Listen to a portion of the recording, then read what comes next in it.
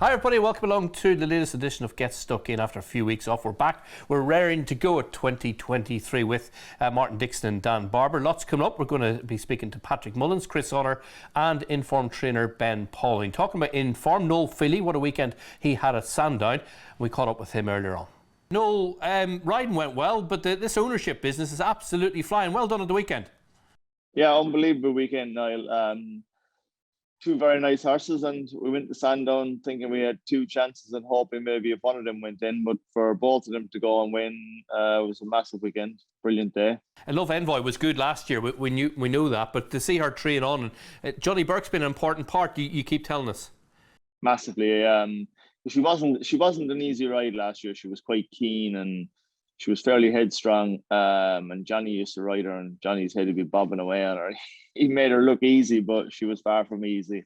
And this year, I think she's starting to relax a bit better. I thought Saturday was her most professional sort of performance. She switched off nicely in behind and came alive when he wanted her. And I'd say it was probably one of her best performances, probably. And then talking about best performances, Tamuris in the Grade 1 Tolworth, for your ownership to get a Grade 1 success is massive, isn't it?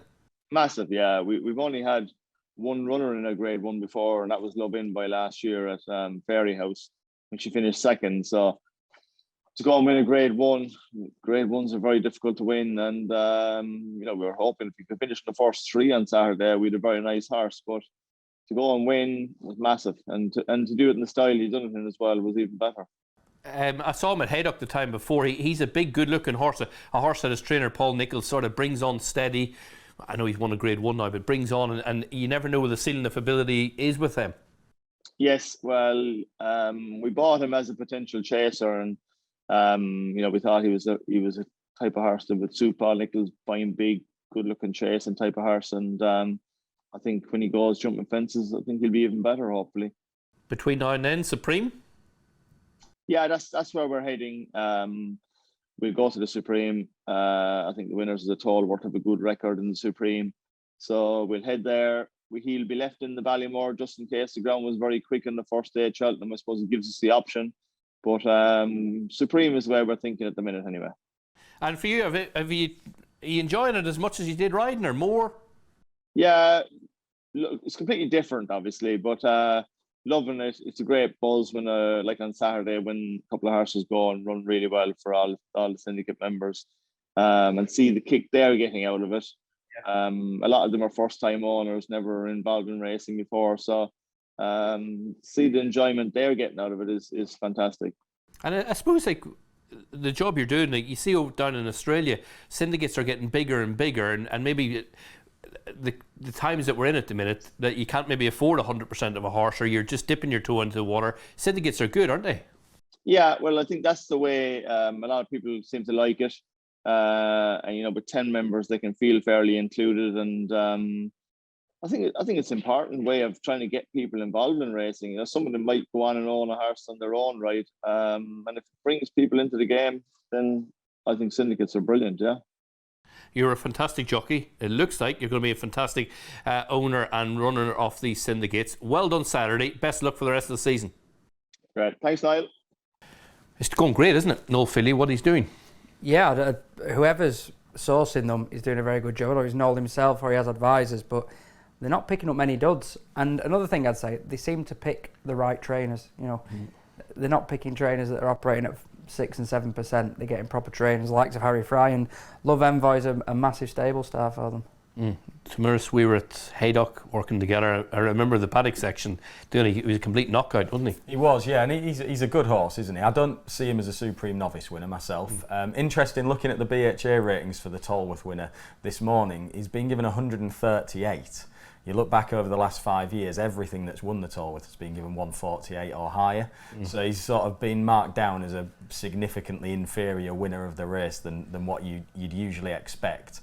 And I think it had that look and feel to it, to be honest with you. A little bunched up finish, couple of disappointments in behind. Personally, I wouldn't be getting carried away with that.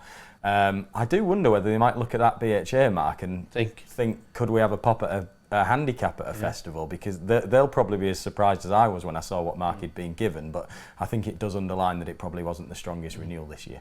Okay, it's time to catch up with trainer Chris Honor, who's got 2 live chances who would appear in the Classic Chase at Warwick Saturday. Not just catch up with Chris, let's catch up with Grumpy Charlie as well. That is the horse. How are you, Chris?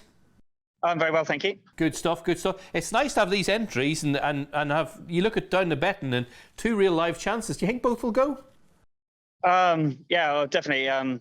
Charlie was a last minute entry, I'm not going to lie. He only ran, obviously, it would only be 15 days between runs. But I've got Tile Tapper in at Kempton also. And I was looking at the entries, and quite frankly, for a £100,000 race, I thought he was looking a little bit weak. And also the race at Kempton, basically it's the same race as Tile Tapper ran in just after Christmas, but it's a half the prize money. So I'm trying to help the owners with their prize money, help my horses by running them in the right races. So you know, I'm still undecided where exactly both of them will go. Whether Charlie goes there or the Peter Marsh, I'm still undecided. I know, listening to you and speaking to you, Grumpy Charlie's a horse you absolutely adore. You'd like to get him high enough up in the weights to get in a Grand National. Oh, 100%. That's been the aim from the day we bought him. Was his owners always wanted a runner in the National, but you know, we don't want to just be a runner. We want to go there with a live chance. And with somebody like Charlie, he jumps very well. I've always thought he was going to stay, but the difficult problem with him was we had him in the Welsh National. I had 1 or 2 little issues with him going for it, and he pulled up on his first day purely and simply because he needs a run, and running round over 3 miles on heavy ground. We didn't get home that day. Brian looked after him, so running in a Welsh National after pull up was going to be a big ask with the preparation we had. So the owner allowed me to run him in the Mandarin, which therefore then proved that we're going to get a trip. He stayed all the way to the line. He's pricked his ears after the line. You could argue some people think he's had a hard race, but if you actually watch back in his previous races over hurdles, he just takes a while to get going. And then when he hits the front, he usually pricks his ears, and you can see that he's still got a little bit left. So if he tells me that he's still well this week, if he's ready to go, we'll have a go with him there, or we'll wait another week. But like I said, you speak to Charlie. He's not being quite as happy as he usually is. He's actually living up to his name if you look at his ears. We'll play it by ear, but we'll probably make our minds up on Thursday morning. Yeah, but he's a very, very, very exciting horse for you, isn't he? Yeah, both of them are there to go in races that I generally think they're going there with a chance. Brian would have a very difficult decision which way he'd go if I happen to run, one at Kempton. That's Brian Carver, the jockey.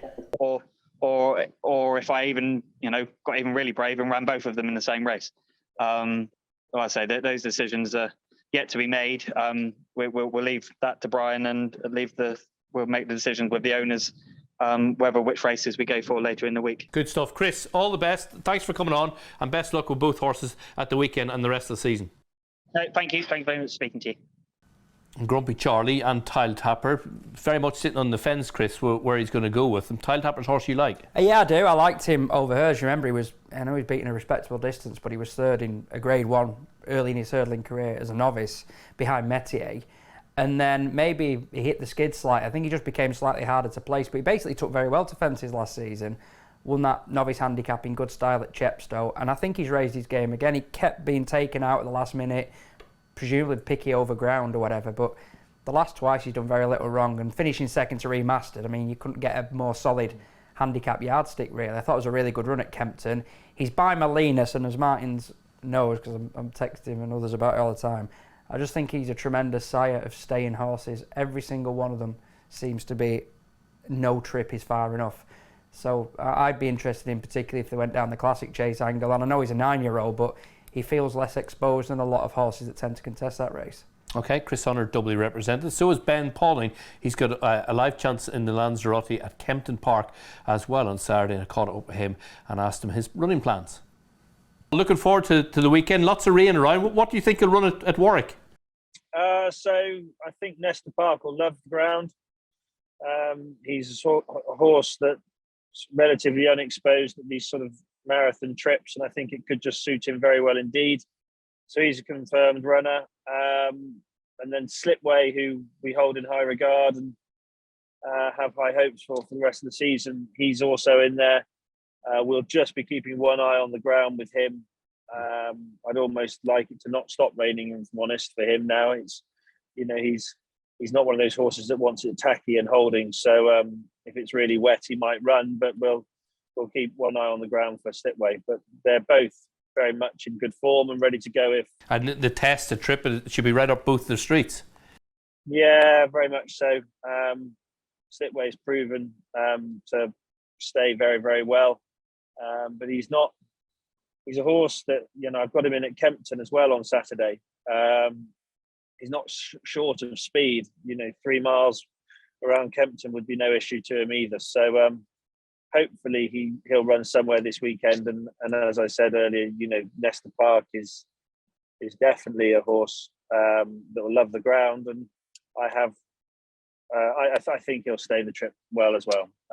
Obviously not certain. He did run, I can't remember how far Haydock was. Was that 3-4? I can't remember last time out. I think it was 3 something anyway. Good stuff. I spoke to you in October time at Carlisle after Quinta de Mar run. You said he's got one aim this season. It's a Lanzarote, a race he was running well in last year when he came down at the last. All still good for that? Yeah, very much so. He's in very good order with himself. He should handle the ground. Again, I wouldn't say he's a mud lover, but we have got so much rain around. Hopefully it'll be loose. He's better off this season than he was last. He'd had a fair bit more racing last season. The race at Fontwell has worked out well with Irish. Is it Irish Row or something like that? Of Nichols is winning a couple and the horse that finished third winning a handicap as well. So yeah, he's in a good place and he's been laid out for this. So let's hope he can put his best foot forward. You're in a great place, aren't you? Since you moved to the yards, you very often hear about trainers sort of taking a season and a half to sort of bed in, but your horse has been flying. Yeah, it's been a great start. The team at home have done incredibly well. It all seems to be working nicely. Obviously, the new yard is brilliant. It's a great place for the horses to be. We seem to be seems to work well, which is a relief. You never know until you move into these yards how they're going to actually operate. But it all seems to be working nicely, and the horses seem to be in good order. And as long as we can keep them healthy and well, then let's hope we can keep it going through to the end of the season and beyond. But it's been a breath of fresh air to us all, and something we really appreciate, because times haven't always been the easiest, and we've had some highs and some lows in our career so far. But to move to the new yard and really get off on the right foot was a huge relief to us all, and we're delighted to be in the position we are. Yeah, long may it last. You're doing a great job. And one last thing, you're on your way to Doncaster. You've employed a new driver. Who is it? Yeah, I've got a new driver at the moment. A guy called Nico. He rides a little bit. He's a nice fella, actually, and you can sort of trust him with conversations, and he doesn't really talk too much outside. So he's a good guy. He's a good guy. Yeah, we're both bold, so we get on really well. Yeah, well, 3 of us as well. And that's good, because if the traffic's really bad, he's enough money, he could buy a helicopter and just land you in the middle of Doncaster. Well, I was a bit disappointed we didn't bring the chopper today, but he insisted he wanted a bit of time to have a chat and a catch up. So that's what we've done. We've put the world to rights, and it's just really nice to have a few hours with you, mate, and a nice trip to Donny. Yeah, absolutely. I wish both of you well today, the rest of the season. He's just pointed out that he's actually still my leading jockey, even though he doesn't get to ride as many for me these days. But he reckons he's still got most winners on the board, so we'll have to have a look at that stuff. Yeah, you can change that fairly lively. Good to catch up with both of you. Have a good day, have a good season. Best luck at the weekend. Thanks, Ben. Cheers, Noel. Thanks, mate. Yeah, he's doing well, isn't he, Ben Pauling? Good luck to him and Nico de Boinville on their way to Doncaster today, and a host of chances for the weekend. Give us something for the weekend. What do you fancy? Well, I like Harbour Lake in the Lanzarote. I think I mentioned him maybe 6-7 weeks ago after he'd finished third in a Great Wood over 2 miles. That was inadequate for him. like the fact there's a lot of rain forecast for Kempton this week, so I think it could get very, very testing, more testing than we usually associate with Kempton.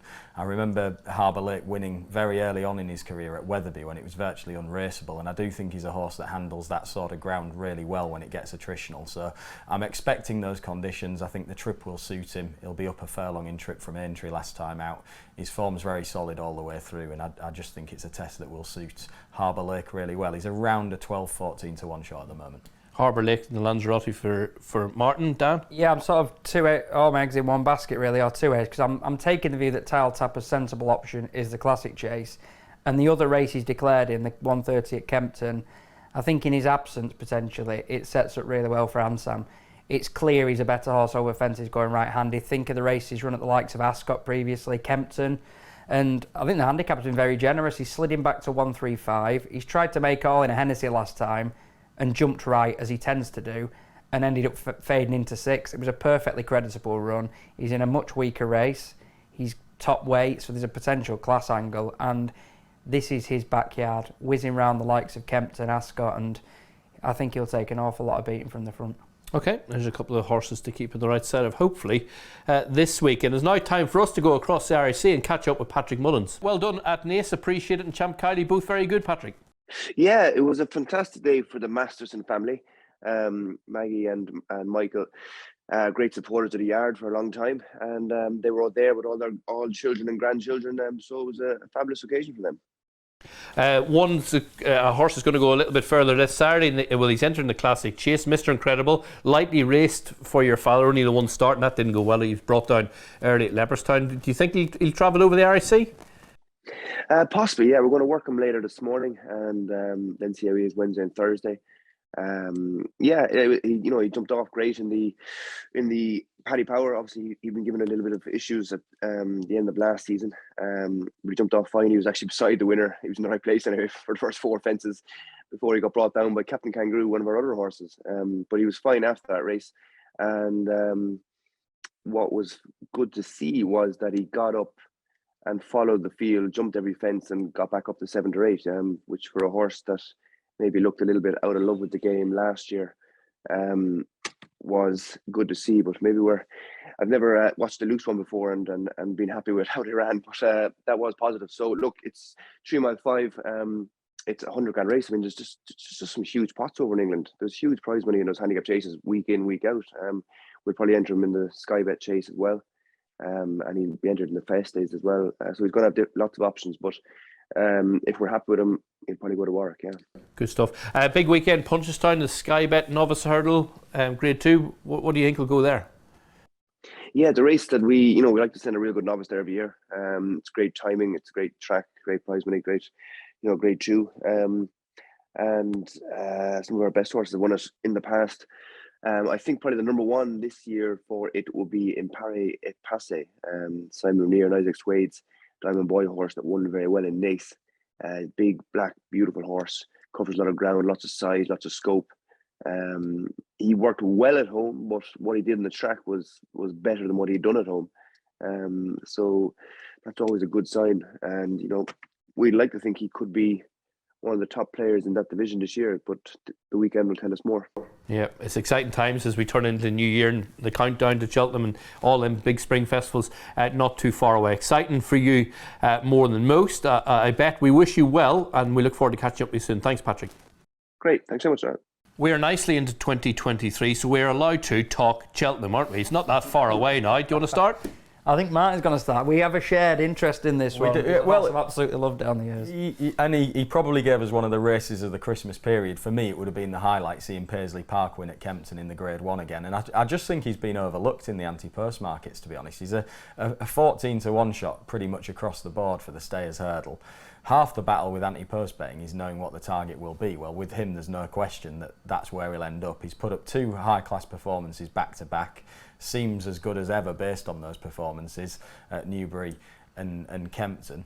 Obviously, last year he was 3rd in a Stayers Hurdle, not beaten far when he had excuses. The race just didn't develop in the right way for him. And look at the anti-post betting again, home by the Lees market leader, I think, for the Stayers hurdle. He's not a horse. I know he's had a good season already, but he was 6th in the Stayers last year. I don't know that he's improved that much, to be honest. I think there's been some underperformance of other horses in the races that he's won, and I wouldn't be getting carried away with that form. So I think Paisley Park will be a big player in the Stayers. He might be 11 years old, and it's going to be 4 years since he won it, but I don't think that means he's a back number by any means, and I do think he's been overlooked. Horses can't get offended, but if the closest it could be is seeing Ashdale Bob a shorter price than Paisley Park, what has he done to deserve that? Yeah, we've not seen Buzz for 15 months, and he's only 2 points bigger than a horse that's just won a Grade 1 2 weeks ago. Yeah, I totally agree. And the last time, if you remember, we were Simpatico and we were sort of, who's having that one? It was Grumpy Charlie to go for the Welsh National. Yeah, he then comes out, non-runner, he then comes out and wins a handicap at Newbury next time. So hopefully we get it right this time. Cheltenham for you? Yeah, I was strong on this horse last season throughout, Edwardstone, and I maintained that position really. He's probably the second mistake of his life. The first was at Doncaster on his chasing debut. The second was the other day at Kempton in the Desert Orchid when he came down. But I just think what he did in the Tingle Creek is genuine mid to high 170s calibre form. We're probably going to see him again. They've talked about Clarence House and stuff, and maybe an Ergamines performance there will blow him out of the water. But I'm not sure an Ergamine proved last year in winning a champion chase that Cheltenham is definitely his track. He had nothing to beat. It was an egg and spoon in the end, and the odds-on favourites now going for a Gold Cup for that race in Shishkin. So I think Edwardstone, in what I think is a match, I think he's a better horse than Blue Lord. I think he proved that last season, and I think his Tingle Creek was better than what Blue Lord did in a race that was run to suit him on his reappearance. So yeah, massively in the Edwardstone camp. Okay, 2 horses that we're fairly familiar with, but the lads thinking they could have one more dance at the top table. Tracker horses to keep an eye on? Yeah, well, there's a horse called Fire Dancer that won at Ludlow last week when I was there, of Venetia Williams's. I think he's a horse that can go on and have a good season again going forward. He's a French recruit owned by Rich Ritchie. He had a mark of 114. Charlie Deutsch probably got away with it, taking it a little bit easy on the running, and I think he's a handicap chaser to follow, so Fire Dancer for me. 3 horses stood out in the paddock for the Warwick Bumper on New Year's Eve. There was Katati Dory, the runner-up. There was the eventual winner, who was an unbeaten Henry Daly horse, and the other was Don't Tell Sue, who was a strapping sort of chasing type for Paul Nicholls. He tried to go with Katati Dory in the straight, and I just think lack of fitness and experience found him out on difficult ground. You see Katati Dory at this point, quick and clear. His is the most impressive move in the race, but he gets run down by this sort of rangy, good-looking Henry Daly horse who's got a quirk or two perhaps, but Don't Tell Sue just shaped a lot better than the result there, and I anticipate they're not going to hang around in bumpers. I think he might be a shortish price to win a novice hurdle when we next see him. If he stays in bumpers, great, but he looked and shaped like a better horse than the bare result there. Okay, so you've been told, and so has everybody else. There's the tracker horses from the lads to keep an eye on. Enjoy the rest of the week. You might need an umbrella if we're going racing this weekend. We'll see you all soon.